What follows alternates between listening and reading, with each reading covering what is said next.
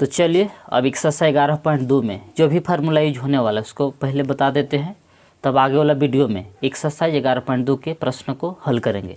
तो देखिए क्या है पहला सूत्र से। तो पहला सूत्र ऐसे है जी कि दिए गए बिंदु ए से जाने वाली तथा दिए गए सदिश बी वेक्टर के समांतर रेखा का समीकरण।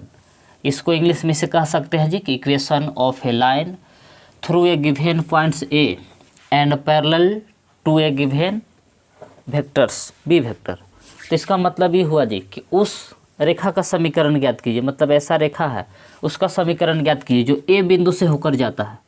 कैसा रेखा का समीकरण ज्ञात करना है जी? तो ए बिंदु से होकर जाता है, ए पॉइंट से उस रेखा का समीकरण निकालना है। और ये भी बोल रहा है कि एगो वेक्टर के क्या है, समांतर है, जिसे बी वेक्टर है। ऐसे कि दिए गए बिंदु से, मतलब के बिंदु से होकर जा रहा है x1 y1 z1, ये पॉइंट से होकर जा रहा है ये रेखा एल रेखा, और एगो बी वेक्टर के समांतर है। बी वेक्टर बराबर इसे लिख सकते हैं कि I cap B J cap C K cap, ये कर समांतर है। तो इस रेखा का समीकरण ज्ञात करना है एल रेखा का।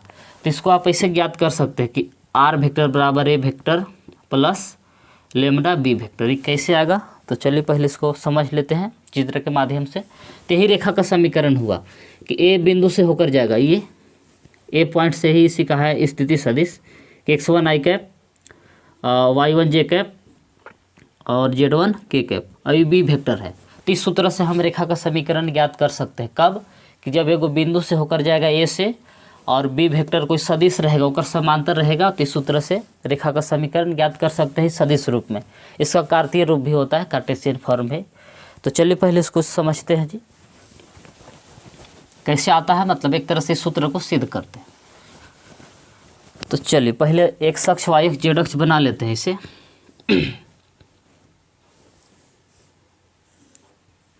इधर है वाई अक्ष मान लेते हैं, ऊपर जेड अक्ष है, कन्हू कोई के मान सकते हैं, उसे कोई दिक्कत नहीं है। एक्स अक्ष इधर मान लेते हैं, मूल बिंदु है। देखिए ये एक्स अक्ष है, उधर वाई अक्ष मान लिए, ऊपर जेड अक्ष। अब देखिए जी, अब एक रेखा है जो समांतर है, ये देखिए एल रेखा है।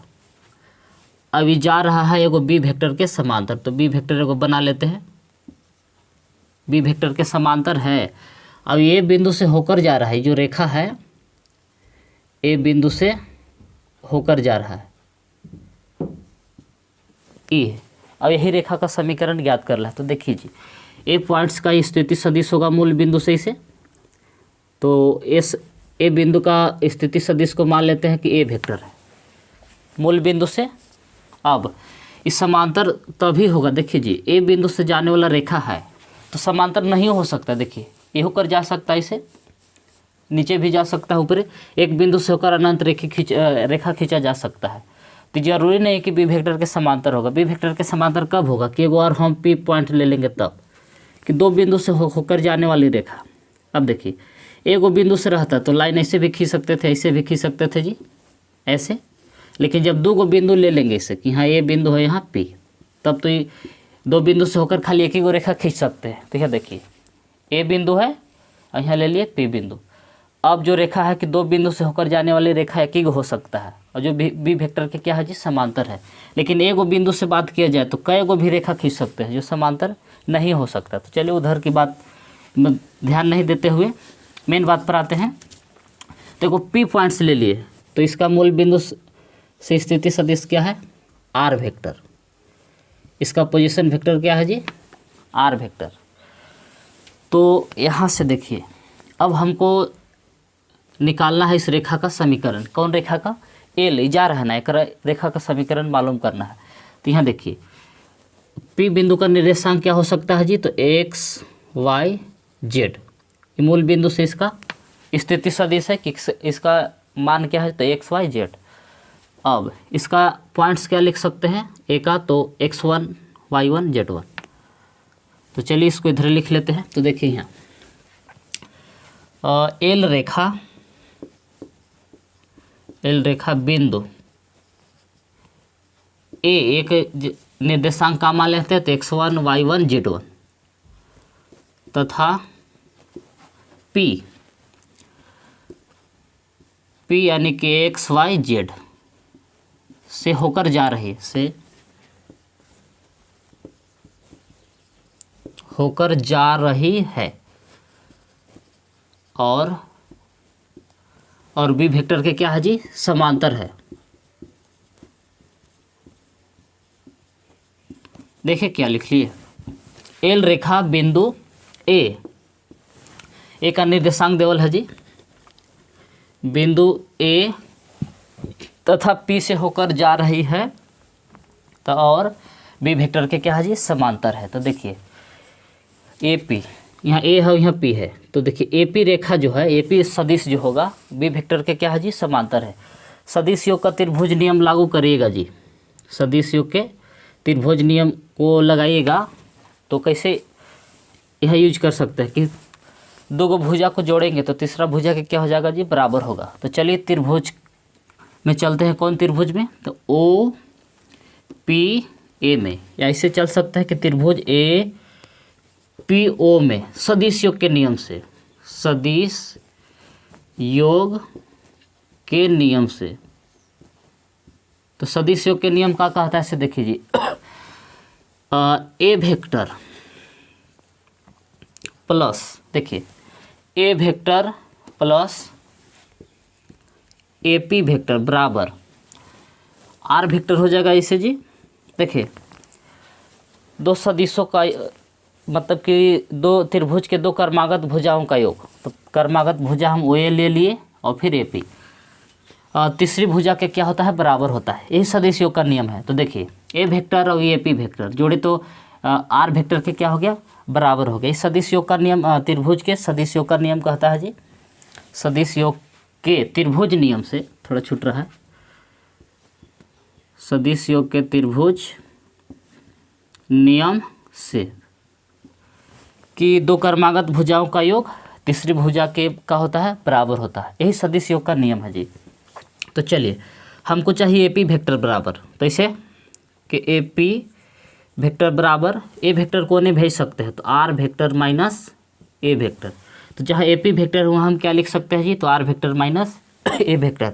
इस सदिश योग के त्रिभुज के सदिश योग के नियम से आ गया। तो देखिए ए पी वेक्टर हम लोग के मालूम हो गया कि क्या है जी, तो are vector minus A vector है। अब चलिए, अब यही तो क्वेश्चन में है जी कि बी वेक्टर के समांतर कौन है, ए पी वेक्टर है। तो इसे लिखेंगे कि चूंकि a P vector b vector के क्या है जी, समांतर है, समांतर है, इसलिए इसको हम ऐसे लिख सकते हैं कि ए पी वेक्टर बराबर लेमडा बी वेक्टर। बताइए कि इसको कैसे लिख दिए जी, पीछे हम आप लोग को बताया है जी कि दो समांतर सदिश संरेख हो सकते हैं, कब, plus minus lambda a vector या ए वेक्टर बराबर plus minus lambda B vector. देखिए यदि दो सदिश एक दूसरे के समांतर होते हैं तो लोग में कंडीशन ऐसे होता है कि बी वेक्टर बराबर plus minus lambda a vector या ए वेक्टर बराबर plus minus lambda B vector समांतर रहेगा, तब उसी को संरेख सदिश बोलते हैं। तो यानी अभी दोनों क्या है, बी वेक्टर और ए पी वेक्टर दोनों संरेख है या एक दूसरे के समांतर है। अभी यह लोग तो समांतर है तो यानी क्या होगा, संरेख होगा। तो संरेख होगा तो सूत्र लगा सकते हैं कैसे, ए पी वेक्टर बराबर लेमडा लगा के बी वेक्टर, यानी कि आधार पर हम इसको इसे लिख दिए। अब यहाँ से देखिए जी, जहाँ ए पी वेक्टर है तो ए पी वेक्टर के जहाँ पर ये वाला लिख सकते हैं कि are vector minus A vector. देखिए ए पी वेक्टर का मान वाला बैठा दिए कि are vector minus A vector बराबर होने लेमडा बी वेक्टर जैसे था वैसे। अब यहाँ से देखिए हम लोग को रेखा का समीकरण निकल चुका है। तो यानी कि देखिए आर वेक्टर को ए वेक्टर को ले जाएंगे तो प्लस में हो जाएगा, तो आर वेक्टर बराबर आ गया A vector plus lambda B vector. यही रेखा का समीकरण होता है जी सदिश रूप में। बस अब इस सिद्ध करे कि आपको जरूरी नहीं है, मतलब याद रखना है कि एक बिंदु से होकर जाने वाली रेखा का समीकरण सदिश रूप में क्या होगा दी, तो आर वेक्टर बराबर A vector plus lambda B vector, इस सदिश रूप में होगा। इसका हमें वो कार्तीय रूप आप लोग को बताएंगे आगे। तो हो गया यह सदिश रूप में है, सदिश रूप में, यानी कि इन वेक्टर फॉर ये जो रेखा का समीकरण है क्या है, सदिश रूप में। फिर इसका आगे हम कार्तीय रूप भी बता रहे हैं। तो चलिए वीडियो को रोक के आप लोग इसको इतना नोट कीजिए, खाली बस आपको ये याद रखना है कि सदिश रूप में रेखा का समीकरण होता है आर वेक्टर बराबर A vector plus lambda B vector. तो चलिए अब रेखा का समीकरण कार्तीय रूप में ज्ञात करते हैं जी, यानी कि कार्टेशियन फॉर्म में। तो देखिए वो जो रेखा एल रेखा था ए और पी बिंदु से होकर जा रहा था, तो ए बिंदु का निर्देशांक है x1 y1 z1 और पी बिंदु का निर्देशांक क्या था जी, x y z। तो देखिए जी ए बिंदु से ए क्या था, ये वेक्टर था, ए बिंदु का पोजीशन वेक्टर या स्थिति सदिश क्या था, ए वेक्टर था। तो इसको ऐसे लिख सकते हैं कि x1 i cap y1 j cap z1 k cap, ये क्या है जी, तो ए बिंदु का स्थिति सदिश है ए वेक्टर। ए वेक्टर क्या है, पोजीशन वेक्टर है। अब पी को भी हम क्या में स्थिति सदिश में बदल रहे हैं, तो पी बिंदु का स्थिति सदिश क्या था, आर वेक्टर था, पोजीशन वेक्टर। तो इसको इसे लिख सकते हैं कि एक्स आई कैप वाई जे कैप जेड के कैप। ऐसा सब आप चैप्टर 10 में पढ़ चुके हैं जी। स्थिति सदिश कैसे बनवाया जाता है, तो शुरू वाला में आई लगाते हैं, दूसरका में जे और तीसरका में के कैप, ऐसे बन जाता है स्थिति सदिश। तो ऐसे तो पी का स्थिति सदिश है आर वेक्टर और ए का स्थिति सदिश है ए वेक्टर। खाली आई कैप जे कैप के कैप लगा दिए है नियम में, वो प्लस का चिन्ह लगा दिए। अब बताइए एगो बी वेक्टर के कर समांतर था, तो बी वेक्टर के समांतर था कि एक ए बी वेक्टर बराबर A I cap B J cap C K cap. L जो रेखा था ए और पी बिंदु से होकर जा रहा था और बी वेक्टर के क्या था जी, समांतर था। तो इस रेखा का समीकरण हम लोग सदिश रूप में इसे सिद्ध कर चुके हैं जी कि आर वेक्टर बराबर A vector plus lambda B vector. ये कहाँ लिख दिए, तो इस सदिश रूप में आ चुका है। तो चलिए जहाँ आर वेक्टर है ये वाला बैठा देंगे कि एक्स आई कैप वाई जे कैप और जेड के कैप, और जहाँ ए वेक्टर है ए वेक्टर का मान बैठाएंगे और फिर बी वेक्टर का मान बैठाएंगे। तो चलिए बैठाते हैं। तो चलिए आर वेक्टर के जगह पर ये लिख रहे हैं जी कि एक्स आई कैप वाई जे कैप जेड के कैप, ये आर वेक्टर का मान बैठा दिए बराबर।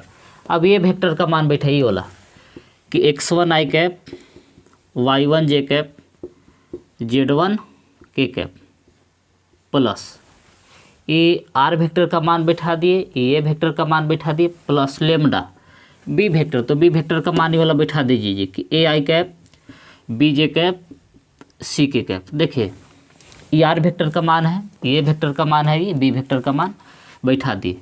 अब यहाँ से चलिए जी, अब इसको देखिए इसको इधर ला रहे हैं, ए वेक्टर वाला मान है इसको इधर ला रहे हैं यहाँ से। तो पहले से था एक्स आई कैप वाई जे कैप जेड के कैप, जैसे था वैसे लिख दिए जी।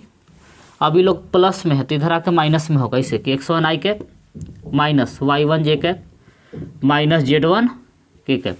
ए वेक्टर वाला जो मान था ने प्लस में था ने लाए तो हो गया माइनस में, उधर देखिए बराबर लेमडा से सब में गुना करिए तो lambda I A I cap lambda A I cap फिर lambda B J cap lambda C K cap. तो देखिए एहनी में क्या किए, तो तीनों में लेमडा से गुना कर दी। अब यहाँ से देखिए जी करेला कोची है कि आई कैप वाला आई कैप के साथ घटेगा, सॉरी यहाँ x1 होगा, आई कैप वाला आई कैप के साथ घटेगा। तो देखिए आई कैप दोनों में से कॉमन हो जाएगा, तो इसको इसे लिख सकते हैं कि x माइनस x1 आई कैप। इसी तरह से वाई जे कैप वाला जे कैप के साथ घटेगा, तो इसे लिख सकते हैं जे कैप कॉमन करके कि y माइनस y1 जे कैप। इसी तरह से के कैप वाला के कैप के साथ घटेगा, तो इसे कि जेड माइनस z1 के कैप।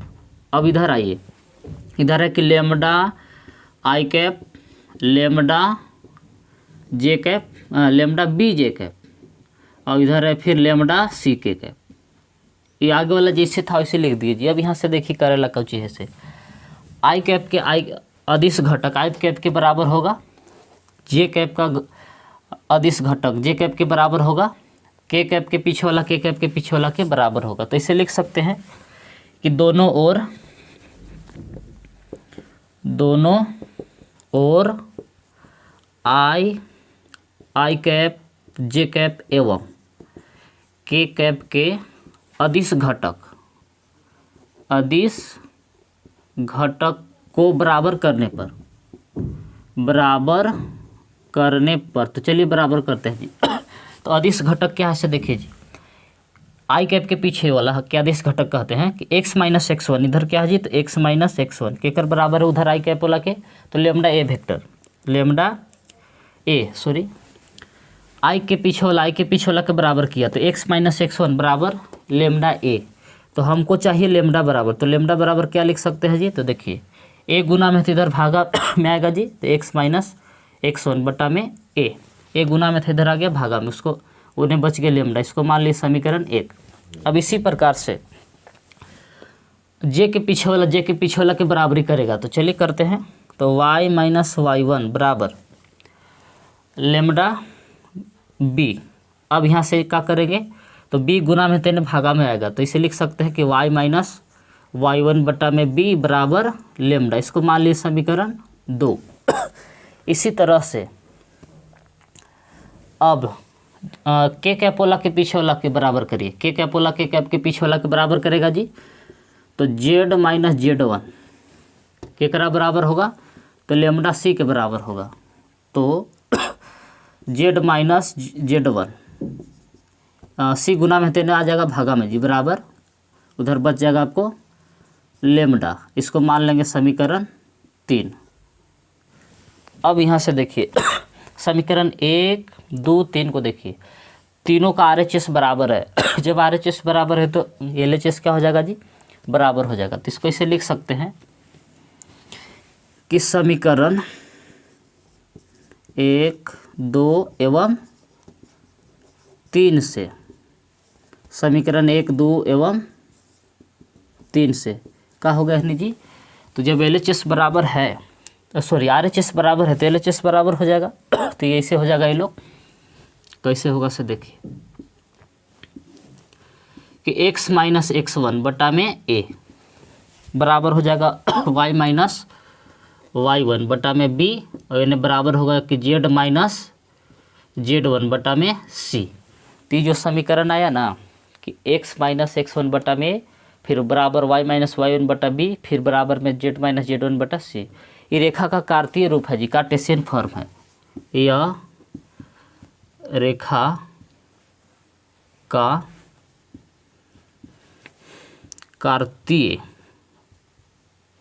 कार्तीय समीकरण है, कार्तीय रूप का समीकरण है।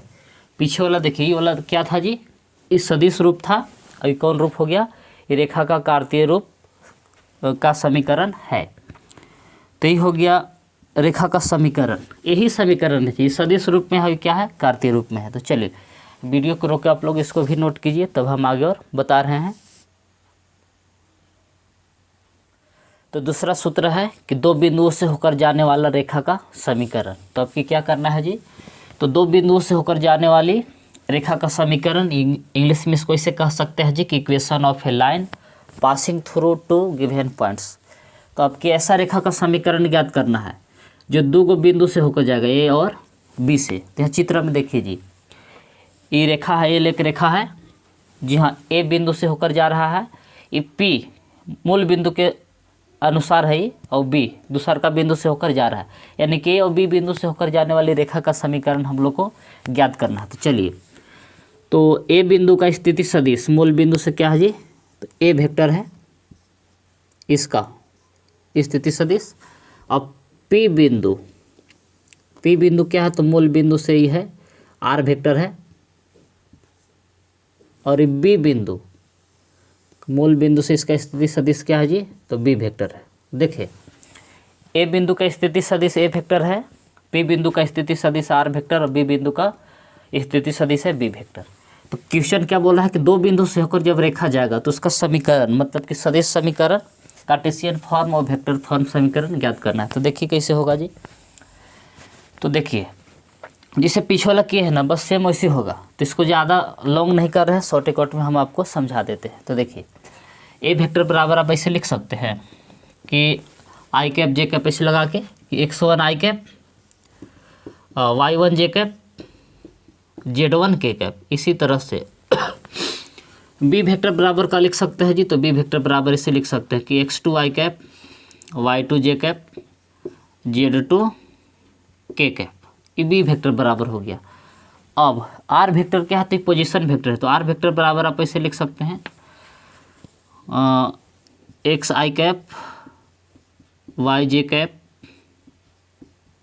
जेड के कैप। तो देखिए ये पी बिंदु का स्थिति सदिश है आर वेक्टर, ए बिंदु का स्थिति सदिश है ए वेक्टर, और बी बिंदु का स्थिति सदिश है B vector.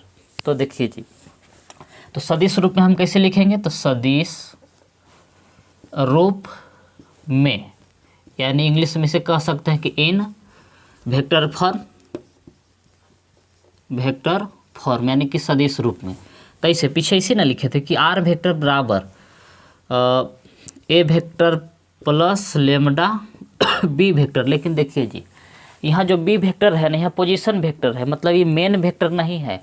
A vector, B, are vector और बी वेक्टर सब पोजीशन वेक्टर है।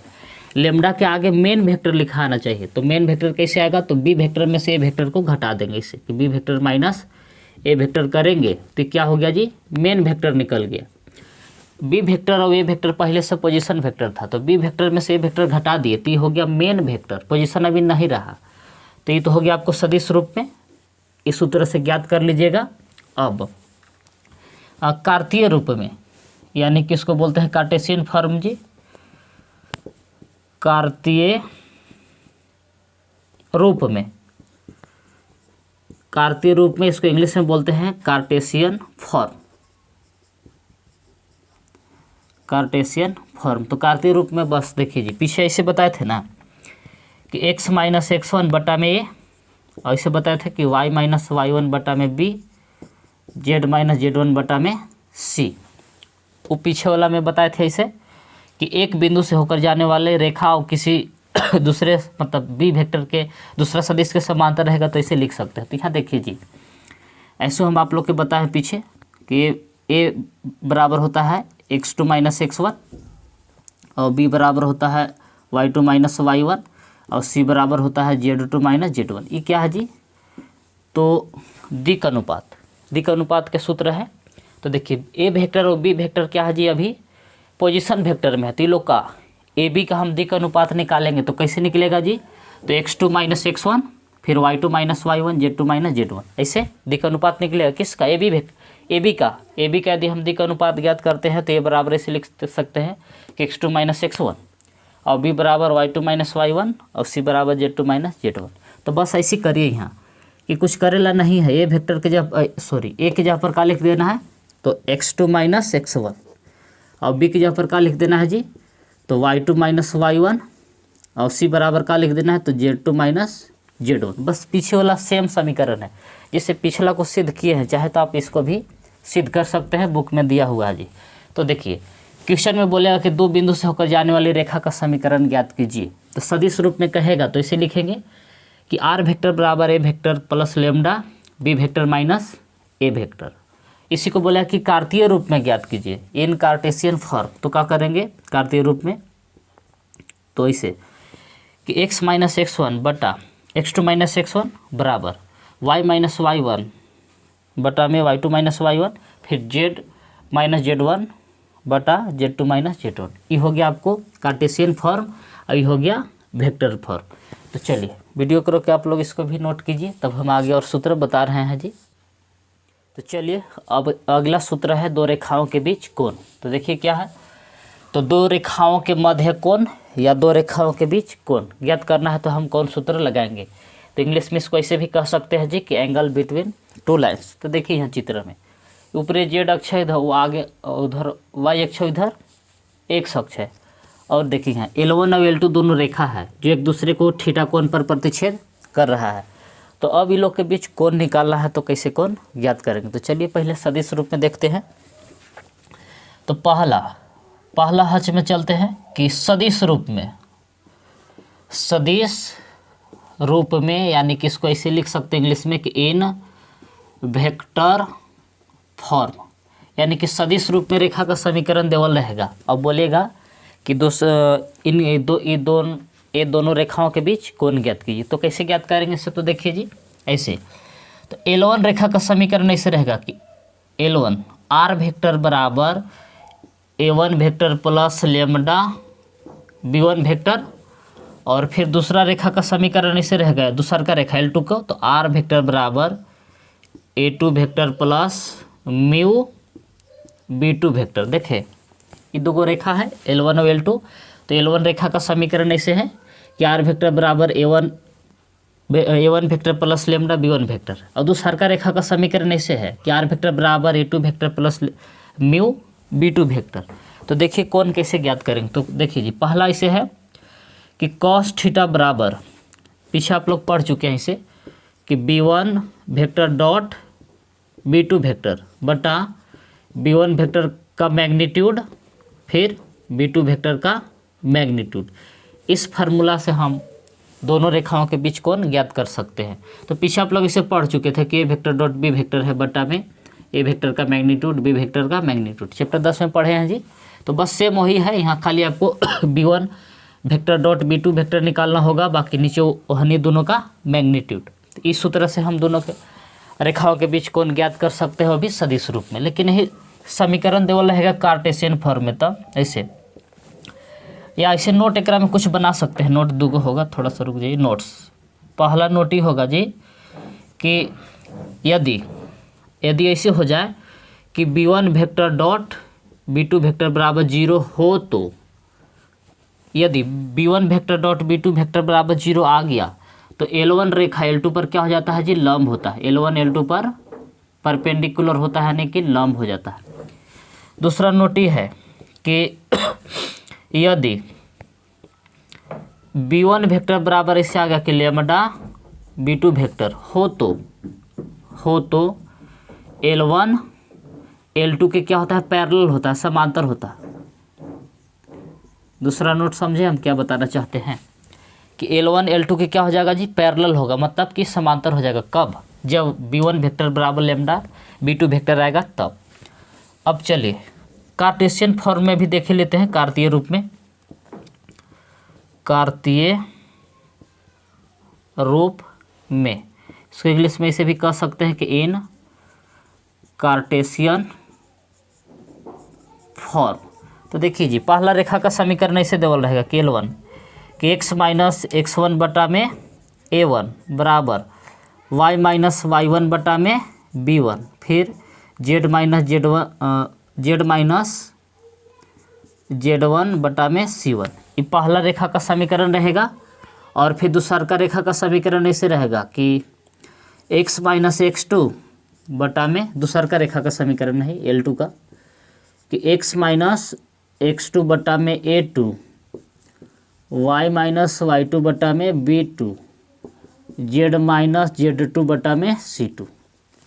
ये देखिए पहला रेखा का समीकरण है कार्टेशियन फॉर्म में, ये दूसरा का रेखा का समीकरण है कार्टेशियन फॉर्म में।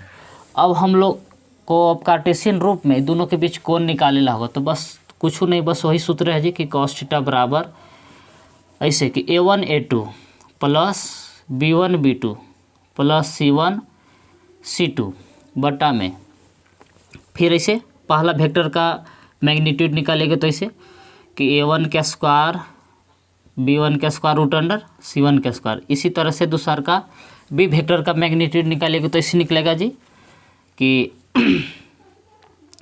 A2 का स्क्वायर B2 का स्क्वायर C2 का square.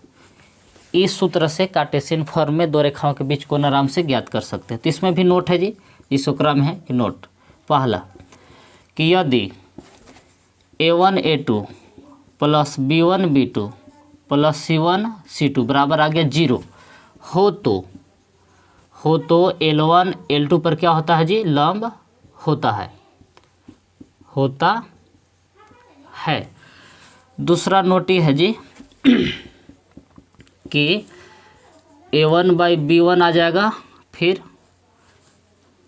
A1 by B1 A1 by A2 बराबर आ जाएगा आपको B1 बाई B2 बराबर आ जाएगा C1 बाई C2।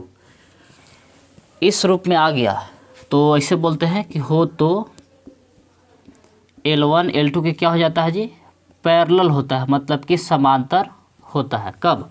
देखिए यदि A1 A2 plus B1 B2 plus C1 C2 बराबर 0 आ जाएगा गुना करने पर। तो कहते हैं कि L1 L2 पर क्या है, लंब है, मतलब पहला रेखा दूसरा रेखा पर लंब है। यदि A1/A2 बराबर B1/B2 या बराबर C1/C2 हो तो कहें कि L1 L2 की क्या है जी, समांतर है, पैरेलल है। तो यही हो गया दो रेखाओं के बीच का कोण। ये दोनों सूत्र लगा के आप ज्ञात कर सकते हैं। ये ध्यान देने वाला ही बात है कि यदि सदिश रूप में रेखा का समीकरण देवल रहेगा तो इस सूत्र से हम कोण निकालेंगे। यदि कार्टेशियन फॉर्म में इस रूप में रेखा का समीकरण देवल रहेगा तो इस सूत्र पर हम दो सदिशों के बीच कोण या दो रेखाओं के बीच कोण ज्ञात कर लेंगे। तो चलिए वीडियो करो कि आप लोग इसको इतना नोट कीजिए, तब हम आगे और सूत्र बता रहे हैं। तो अगला सूत्र है कि दो रेखाओं के बीच दूरी, यानी कि दो रेखाओं के मध्य न्यूनतम दूरी ज्ञात करना है। तो चलिए किस सूत्र से ज्ञात करेंगे। तो देखिए यहाँ क्या लिखा हुआ है हेडिंग जी, दो रेखाओं के मध्य न्यूनतम दूरी, यानी कि दो रेखा देवल रहेगा और उन्हीं के बीच न्यूनतम दूरी ज्ञात करना रहेगा। तो इंग्लिश में इसको ऐसे भी कहते हैं shortest distance between two lines. तो देखिए यहाँ जी L1 और L2 दो रेखा है।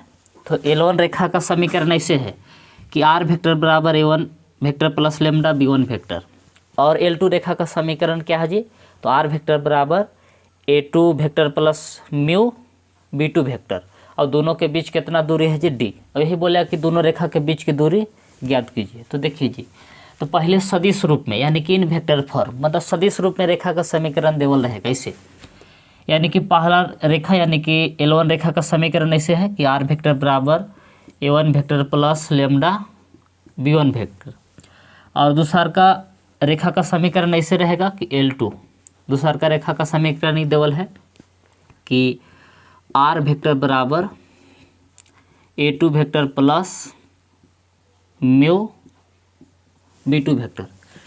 ये पहला रेखा का समीकरण है, ये दूसरा रेखा का समीकरण है। कौन रूप में है जी, तो सदिश रूप में है।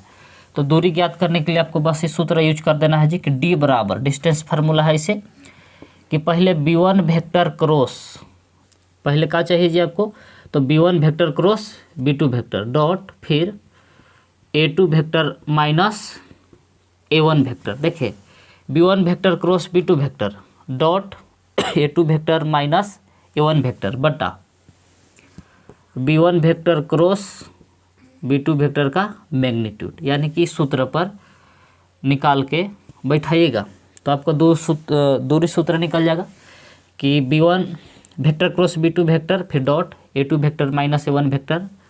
यहाँ डॉट प्रोडक्ट करना है, लेकिन यहाँ क्या है, क्रॉस प्रोडक्ट है। यहाँ क्रॉस प्रोडक्ट का मैग्नीट्यूड नीचे निकाल देना है, तो ही निकल जाएगा दूरी, दो रेखाओं के बीच की दूरी किस रूप में, सदिश रूप में, लेकिन यही इक्वेशन देवल रहेगा कार्टेशियन फॉर्म। तो चलिए दूसरा हच लिखते हैं कार्तीय रूप में, यानी कि इसको इसे लिख सकते हैं कि इन कार्टेशियन फॉर्म।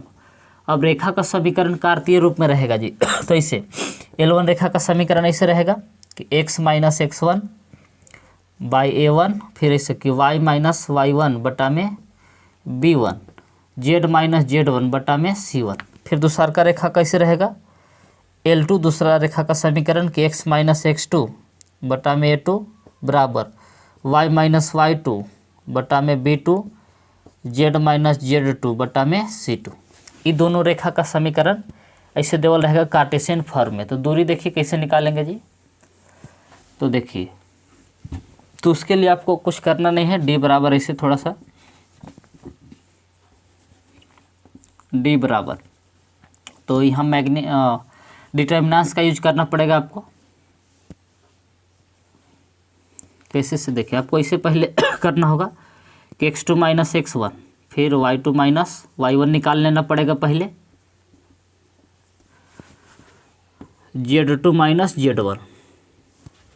अब देखिए यहाँ से इसे फिर लिखेला है कि A1 B1 C1, नीचे उसके लिखना है A2 B2 C2। पहले आपको इस रूप में लिख के फिर ऊपर नीचे आपको इसे बटा में देना होगा जी, इतना इसका मान निकालने के बाद बटा रूट अंडर। अब देखिए इसको अंदर क्या लिखते हैं, इसमें देखिए डिटर्मिनेंट्स में ऊपर सजाने लेना होगा बटा रूट अंडर। अब देखिए लिखते क्या है तो इसे x1 x2 के नीचे लिख रहा है तो इसको हटा देते हैं इससे, तो इसे तिरछा तिरछी 4 हमेशा बचता है जी कि शुरू वाला के पहले ढकेंगे x2 माइनस x1 के, तो 4 गो बचेगा, तो चारों के तिरछे तिरछे गुना कि b1c2 बीच में माइनस, फिर b2c1 के होल स्क्वायर प्लस।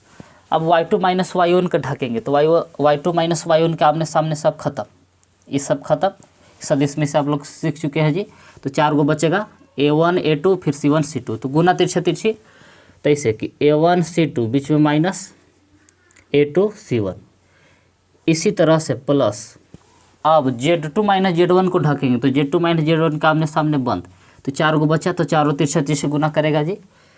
कैसे कि a1 b2 minus a2 b1 के होल स्क्वायर, सबका स्क्वायर करेला है। तो इस सूत्र से कार्टेशियन फॉर्म में, मतलब कि कार्तीय रूप में रेखा का समीकरण देवल रहेगा, तो इस सूत्र पर हम बैठा के दो रेखाओं के बीच की दूरी ज्ञात कर सकते हैं। कौन रूप में जी? कार्टेशियन फॉर्म में। और वेक्टर फॉर्म में रेखा का समीकरण देवल रहेगा, तो इस सूत्र पर बैठा के दो रेखाओं के बीच की दूरी L1 L2 के बीच D निकाल सकते हैं। तो यही हुआ दो रेखाओं के बीच की दूरी ज्ञात करने का सूत्र। तो चलिए वीडियो को रोक के आप लोग इसको नोट कीजिए।